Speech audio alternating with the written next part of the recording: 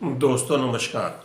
दोस्तों, हमने अभी तक मंगल ग्रह का जो विचित्र भ्रमण था उसके बारे में आपसे शेयर किया था कि किस तरह से मंगल ग्रह का जो विचित्र भ्रमण है 9 महीने में जो मिथुन और कर्क में आगे पीछे हो रहा है, और 3 महीने का भ्रमण जो 9 महीने में पूरा हो रहा है, जिससे कुछ कंट्रीज बहुत ज़बरदस्त इम्पेक्ट हो रहे हैं, जिसमें पहला कंट्री यूएसए है और उसका इम्पैक्ट आप देख भी रहे हैं। सेकंड इम्पैक्ट जो है वो चाइना पे आने वाला है।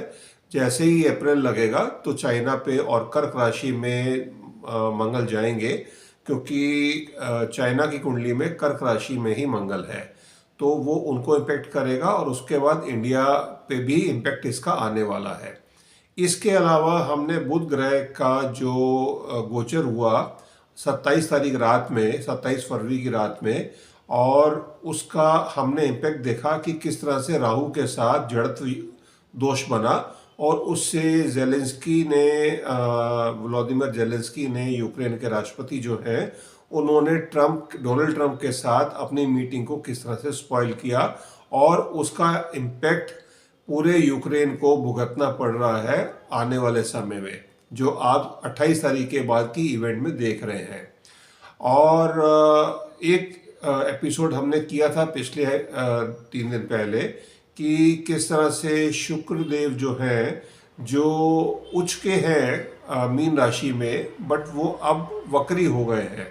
2 तारीख से, 2 मार्च से वो वक्री हो गए हैं, और उनका वक्री होना यूरोप के लिए एक लेसन है, और यूरोप के साथ हमने उसको जोड़ के आपको समझाया था, बताया था कि किस तरह से यूरोप अपने आप को रीलुक कर रहा है, इंट्रोस्पेक्शन कर रहा है कि 80 साल में जब से सेकेंड वर्ल्ड वॉर ख़त्म हुई थी 1945 में, उसके बाद वो टोटली डिपेंडेंट था अमेरिका पे सिक्योरिटी पर्पस के लिए।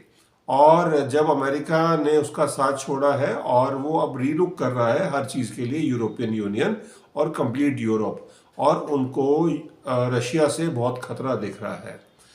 आज हम उसके आगे की इवेंट को डिस्क्राइब करने वाले हैं। सबसे पहले तो हम एक रेयर इवेंट है जो जिसके बारे में आप सबको बताना है, डूम्सडे फिश। तो ये डूम्सडे फिश क्या है, आइए जानते हैं आज के एपिसोड में इसके बारे में।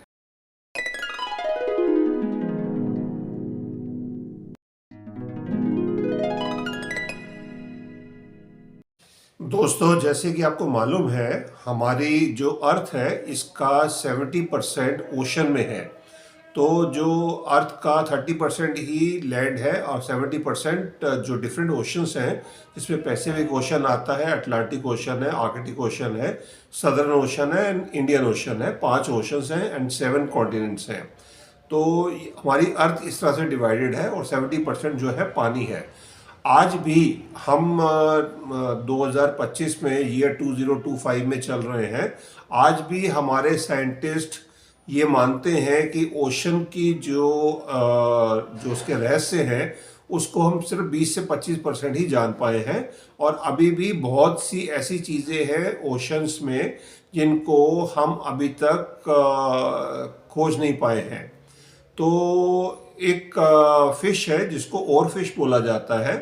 ये ओर फिश समुद्र डीप सी में पाई जाती है, और ये इसको डूम्सडे फिश बोला जाता है। डूम्सडे फिश खासकर जो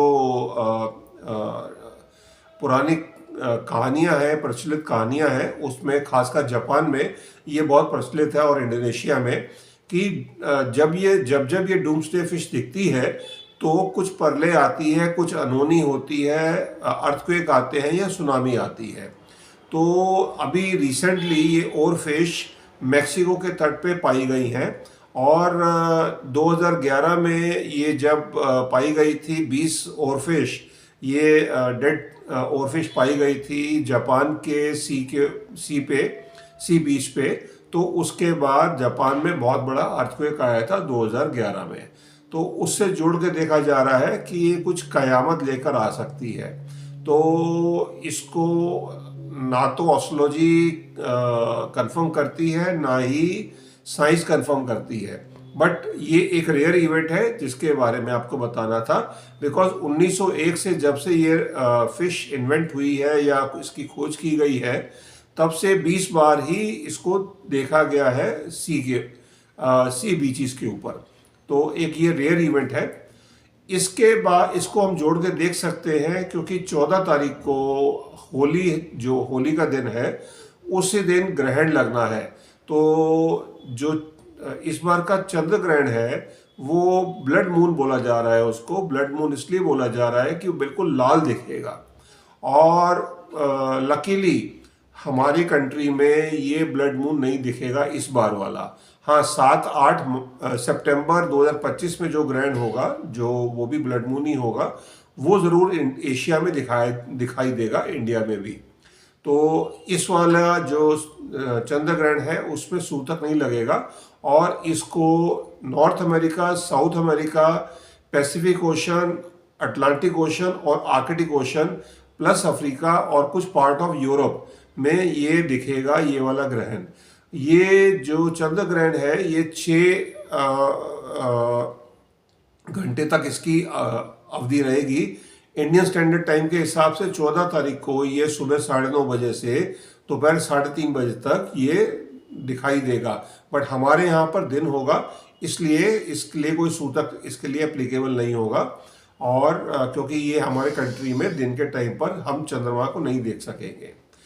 तो ये तो हो गई ग्रहण की बात। 14 मार्च को जब ग्रहण खत्म हो जाएगा 3:30 बजे, और उसके बाद अगली इवेंट है शाम को 7 बजे सूर्य देव अपनी राशि चेंज करके मीन राशि में आ जाएंगे। तो मीन राशि में जो सूर्य का जो भ्रमण है जो है, इसी में यहाँ पर राहु भी हैं, बुध भी हैं और शुक्र भी हैं। तो ये चौथे ग्रह हो जाएंगे जो मीन राशि में आ रहे हैं सूर्य देव। और इनका आना क्योंकि ग्रहण यहीं पर लगना है 29 तारीख को, सूर्य पे ग्रहण राहु ने लगाना है, तो ये भी एक नेगेटिव इवेंट ही गिनी जाएगी यहाँ से, और चीज़ें और ख़राब होनी शुरू हो जाएंगी। सूर्यदेव का यहाँ पर आना और 14 तारीख को, और 15 तारीख को अगली इवेंट होनी है। 15 तारीख को 12 बजे मरकरी जो है, बुध देव है, वो वक्री हो जाएंगे मीन राशि में ही। और 16 तारीख को एक और इवेंट है जिसको जो एक बड़ी इवेंट है जिसको हमें अलग से डिस्क्राइब करना होगा, वो है राहु का नक्षत्र परिवर्तन। राहु उत्तरा भाद्रपद नक्षत्र से अब पूर्व भाद्रपद नक्षत्र में आ जाएंगे, जो एक बड़ी इवेंट है और ये अगले 8 से 9 महीने तक रहने वाली है। इसका समय आप देख भी रहे हैं स्क्रीन के ऊपर कि कितने बजे राहु 16 तारीख को नक्षत्र परिवर्तन करेंगे। और इसके बाद जब दिसंबर में वो शतभिषा नक्षत्र में जाएंगे, जो उनका अपना नक्षत्र है।